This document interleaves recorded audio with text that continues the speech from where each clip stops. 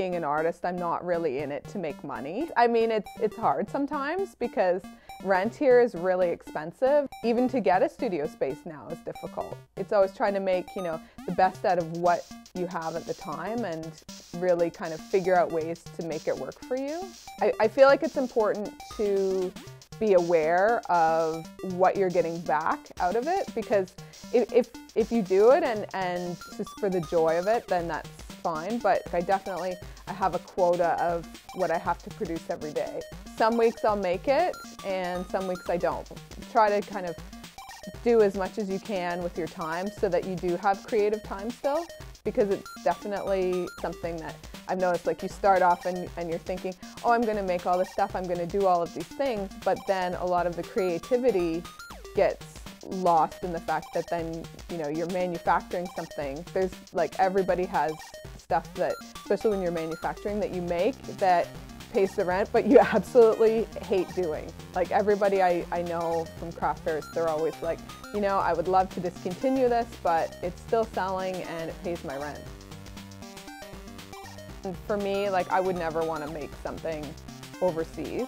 Like I definitely wouldn't want to do that, even if it was a great factory or good deal, because I feel like to me that sells myself short. So for me, like my business has a lot to do with my own personal ethics, and sometimes it doesn't mean more money, but I don't really think that that's the, you know, the greatest measure at the end of the day.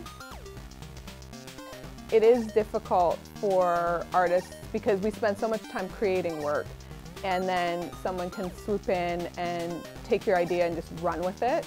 I think the biggest thing with that is just always to kind of try to keep things fresh and make stuff better than someone manufacturing something in China could do. I always kind of try to put a lot of effort into the construction of stuff, because someone might be able to, say, buy something that's similar, you know, at like a larger retailer that's just kind of knocking stuff out for the season. But I think people that shop there, I think they would also expect that it's not going to last very long.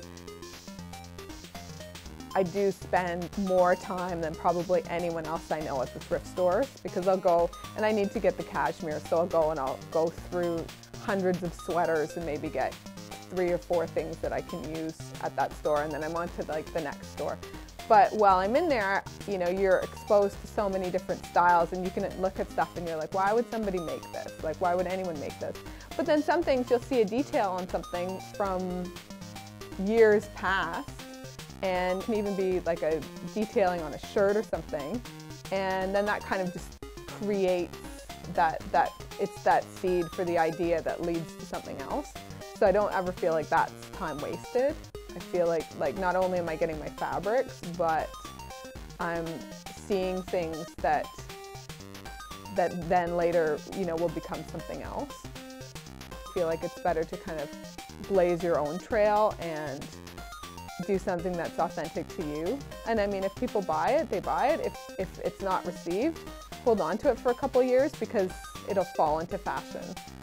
Hi, I'm Janna Hurtzig. I'm a textile designer based in Vancouver.